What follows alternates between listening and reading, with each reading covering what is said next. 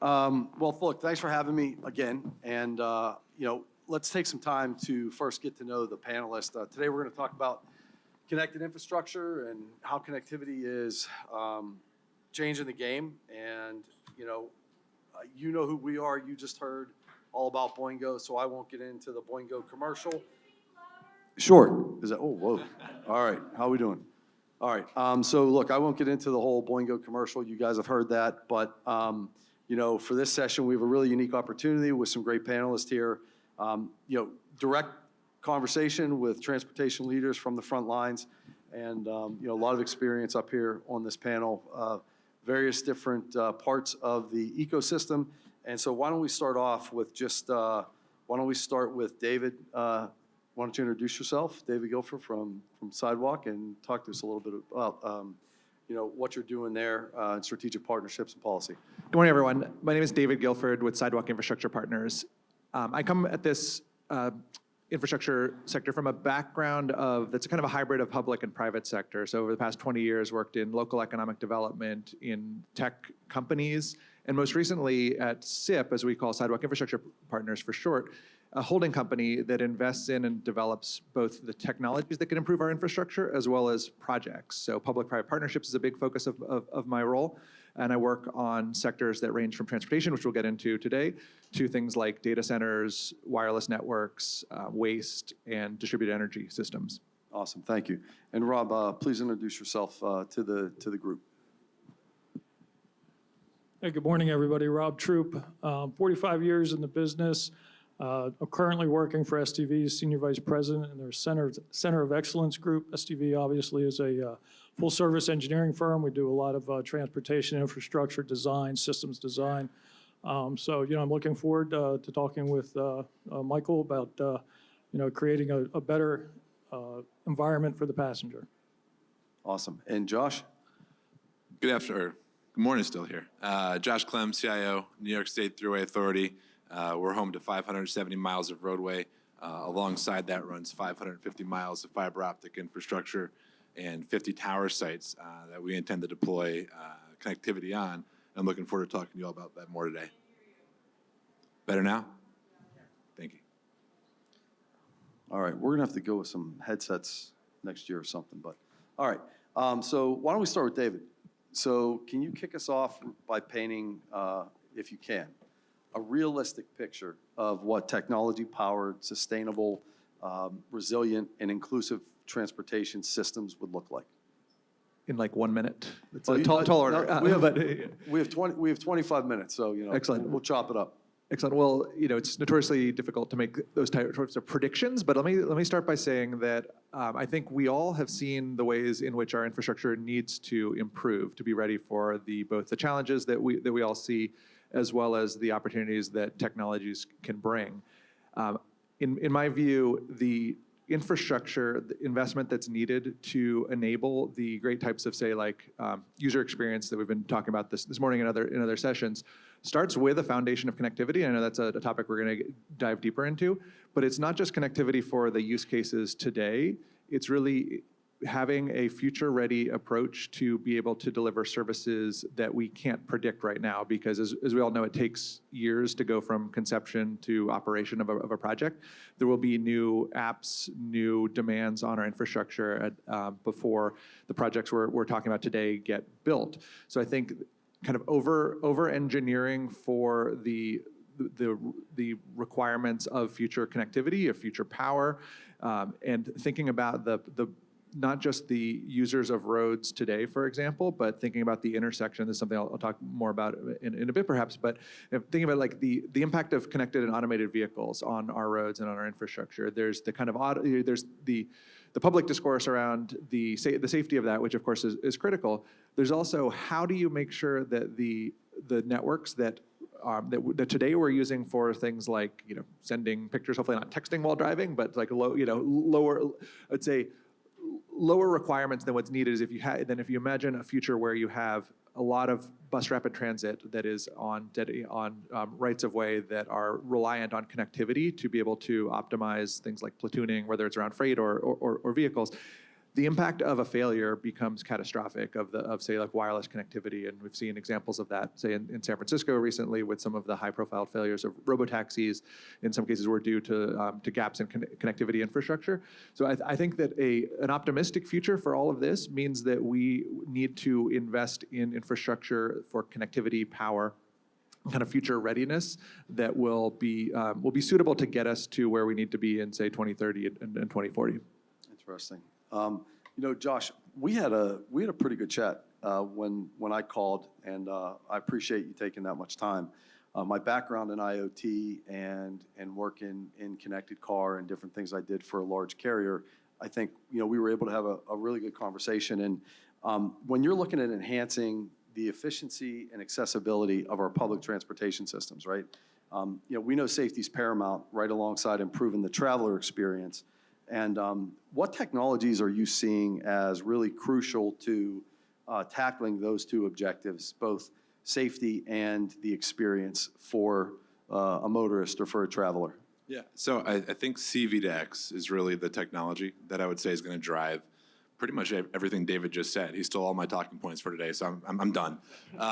No, so as a transportation entity, we look at that C-V2X space and say, all right, we've got the fiber backbone, right? To your point, the network infrastructure is critical. You're going to need the bandwidth to handle more demanding communications, and we have the tower sites. So if we can deploy the right radios and the right antennas at our tower sites, pump that back into our fiber backbone as soon as possible to ensure, you know, if it's critical, its copper mentality stays true. We find ourselves in a space where we can enhance safety through work zone notices, collision notices. If we know there's an accident 15 miles ahead on the roadway, and we can alert you now, we can prevent a slowdown or an additional accident and change traffic behaviors.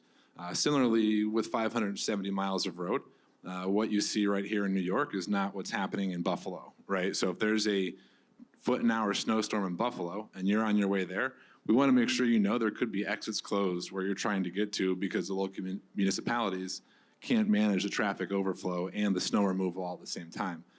Similarly, we have opportunities to prevent bridge hits, and that's something we're really actively working on right now. A roadway the size of ours, they have over 800 bridges, lots of oversized vehicles taking bridges out. Recently, we had one down here by the Governor Cuomo Bridge that actually resulted in the roadway being closed for about a day while we did emergency repairs.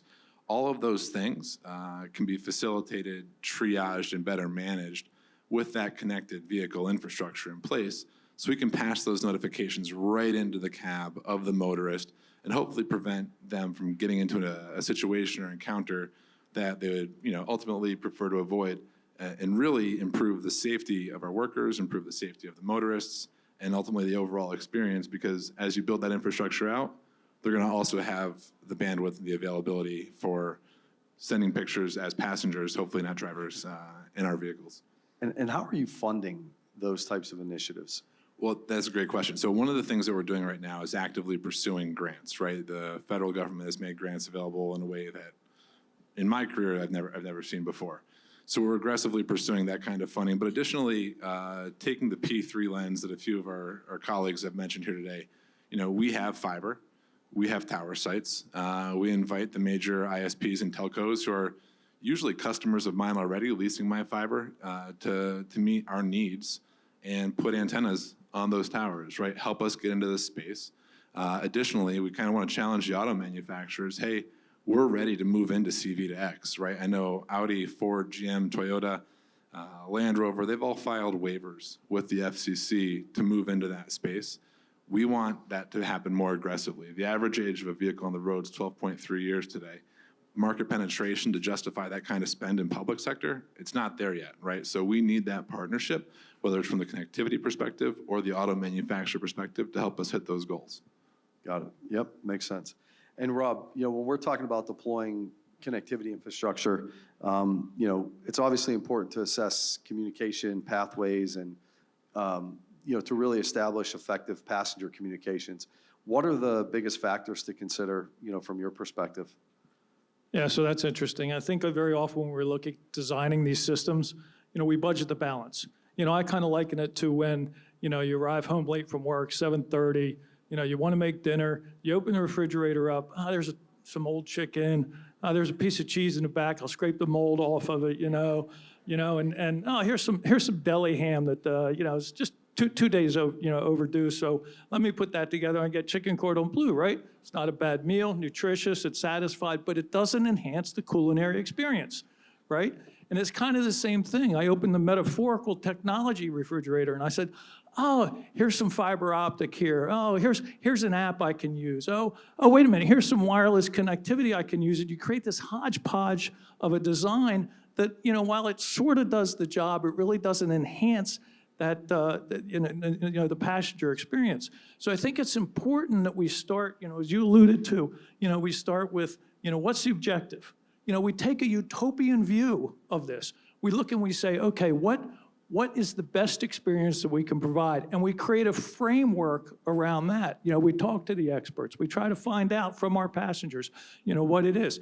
You know, we take people from the thought of a trip to their destination. So we want to be able to encompass that entire spectrum of to be able to, you know, for the passenger experience. What does that include? It includes probably, I think, probably 4 specific objectives. The first being what I call the standard information, right? So the standard information is that passenger information, you know, trip planning, ticketing, destination, arrival times, those kinds of things. The second one is the perturbed situation. You know, how do we deal with the passenger when there's a perturbed situation? All their alternate means, you know, to be able to, you know, travel. And then, you know, obviously one of the major ones is an emergency situation. You know, how do we connect with the passenger in the emergency situation, but also part of that passenger experience, that passenger enhancement is how are we connecting with emergency management services? You know, what's the broad spectrum? And then additionally, the 4th level is what about the internal communications? The internal communications between the various disciplines of departments. You know, I've worked in rail and transit my whole life. There's a significant number of departments. You know, rail and transit's kind of like a living organism. There's a lot of connectivity just within that. How are you communicating between those elements of, you know, the various disciplines? And also, you talked about it was, you know, machine to machine. Right? How is the machine telling us what's going on? How is that system dictating its health? How is that system letting us know that's in a degraded factor and you know what to do? And again, that's kind of where a lot of the artificial intelligence can start looking at those elements of work. So again, I think, you know, it's a very basic thing, right? We all talk about planning. Plan. Don't don't, you know, take the old cheese out of the refrigerator, right? You know, figure out how to be able to plan for the optimum, and then develop the system and the funding and the technology around that. We have an ability now to reach almost every passenger that is using our system. Almost everybody has a phone. When I started with Amtrak, there was a little red light over the track, and that said the train was coming. And the only people that knew it was the Amtrak persons. Right? It's the Amtrak employees. So we have we have an amazing ability now to be able to reach our passengers. Well, I'm not going to be coming to your house for dinner, but, you know, I definitely appreciate the perspective and think you're right on point. David, what do you have to add to that? Yeah, well, I think just sort of building on that of like, how do we, I guess I probably may use this phrase now, but how do we go beyond chicken cordon bleu, right? Like sometimes it's rare to find an opportunity where you actually can plan from scratch, because so much of what we're doing in this industry is building on top of the existing infrastructure that is critical to keep running. So it's rare that you get to throw things out and start over.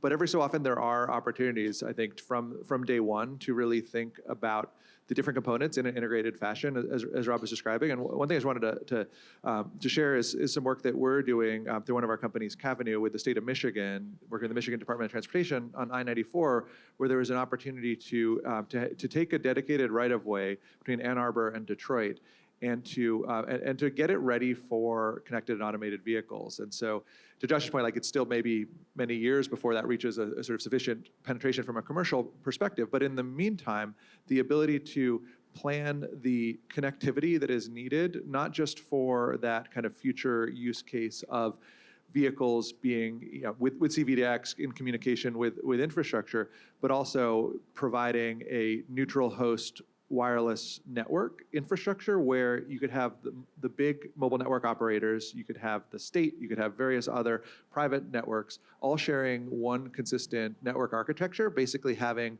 radios that can be virtually sliced and shared and split with people with their own users or network operators that bring their own spectrum, using infrastructure that is put once on poles. I think of it as like the kind of vertical dig once, where just as when you're opening up the road, you want to put in fiber and power and everything else.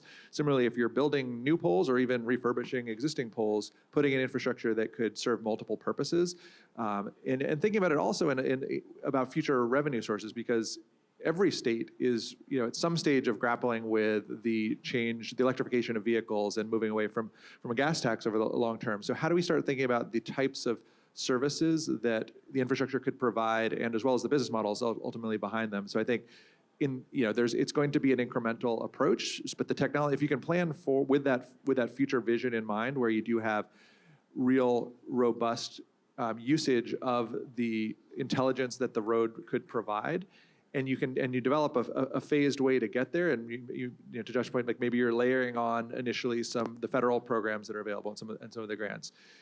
In the future, there may be a whole range of different types of user fees that come from the ability of infrastructure to provide benefits, whether it's around kind of the traditional HOV to HOT type conversions, or if it's in the future where people are actually paying for the value of the autonomous experience that they may receive on a road. I think that enables thinking a little bit bigger over that long term, and so start with that end in mind, knowing that this may be a multi-decade path to get there.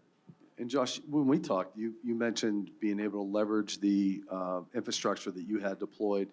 I mean, we call it digital infrastructure at the end of the day, right? I mean, it's going from just putting it all together, going from fiber to poles to small cells to whatever it's going to be. You're creating digital infrastructure now. You talked about the ability to serve communities along the thruway through that, right, and help to bridge the digital divide. I think when we talk a little bit about your thoughts on that, because I thought it was brilliant and certainly a great use of taxpayer dollars. Brilliant is usually what all my staff say too when I talk about these things, so that's good to hear. So yeah, if you imagine, again, we've got 50 tower sites along the corridor. As David mentioned, some of these things take years to build out. We want to find the right partnerships in that space, because as you look across our corridor, and if you were to overlay, the GIS map of the thruway alongside areas of need, either put out by state ed or the broadband office, which is Connect All in New York State, you'll see that our corridor actually serves and is going right through several areas that need broadband expansion. So to the extent that we can light up tower sites, right, for our own purposes, but also for the purposes of the neighboring communities, we can help to make available to those communities high-speed internet connection on an incredibly reliable backbone. As I mentioned before, all the major ISPs, at least that I can think of, are already using my fiber. So if we, to your point, be revenue conscious and think about, all right, the fiber is our second biggest revenue source to the Thruway Authority. How do I start to expand that revenue source into the wireless space? So we start to light up tower sites. Those tower sites can serve as a vehicle to produce revenue for the authority. They can serve as a vehicle to enhance the experience for our motorists. And they can also serve as a vehicle for bridging that digital divide and bringing into those communities that happen to be adjacent to our corridor high-speed internet services on an incredibly reliable backbone. We're partnering with other entities in the state who are really spearheading those things, but that's something that we're hoping to be able to make big announcements on next year. That's awesome, and that'll be big for the state too. Before we start to go to the final question, could each of you just maybe tell the audience about one of your favorite connected transit deployments or experiences, use cases? I'll start with you, Dave. Sure, and I might just build on what I was starting to share earlier of some work that is really a partnership between two of our companies, Cavenue and Dense Air. So Cavenue, as I mentioned, is developing roads that are ready for the kind of future of connected vehicles, both from a passenger as well as a freight and cargo perspective. And then Dense Air, which is a company that has developed the technology to enable that kind of network sharing that I was describing. There's the first pilot segment of on I-94 is the construction is actually. The first phase is wrapping up in the next week or so that's very much top of mind for me. I think the ability to take a small segment of an existing road and showcase what the future could look like. So it's interesting because, again, as mentioned earlier, we don't have the luxury of like closing a road while we figure things out. But the ability to take in this case, it's starting with a 3 mile segment where during off-peak hours, we can use that lane for a variety of testing purposes and bring in those future vehicles in partnership with the auto manufacturers.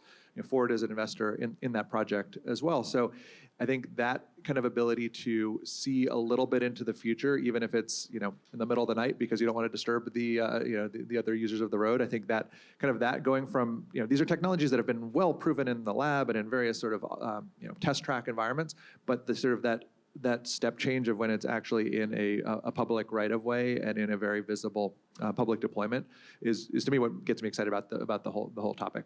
Awesome. And Josh, favorite connected use case maybe? Yeah, I was recently speaking with the state of Florida, and a gentleman named Raj down there, who's in charge of their ITS arena, was sharing with me a project they have for hurricane season, which to me is analogous to snow and ice season, right? When they have hurricanes, they need you off the road, and likewise, just a reminder, when it's snow and ice season, it's safest to just stay home, please, and give our plow driver space. So they have deployed a technology that has microwave vehicle detection that allows for them to see, are there motorists on a roadway that's going to be impacted that they've been advised to stay off of, and do they need to send responders to the rescue? Similarly, we look at an analog there as, out in Buffalo last year, we had very serious snowstorms that took the lives of many motorists. How do we deploy a similar thing, whether it's with our traffic cameras using ML models or similar technology to detect vehicles to help ensure that when we've said the road is closed, people are actually off the road? Yes, we can close gates and we can prevent people from entering, but if you're down here in New York City and you're traversing all the way out, if we've missed you somehow, we want to make sure we get you and get you home safely. Good. And then Rob, same question for you. Maybe one of your favorite connected transit deployments. You've seen quite a few over the last probably 10 years as things have become more connected. And then start to wrap us up with just some best practices or advice that you would give us. I'd love to get your take as really one of the industry veterans that we have here. Be great. Thank you.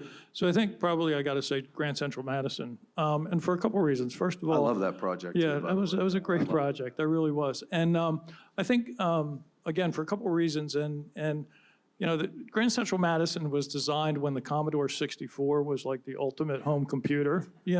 So we had a long. Well, maybe the Commodore 128. I don't know, but we had a long way to go, right? When I took over that project and.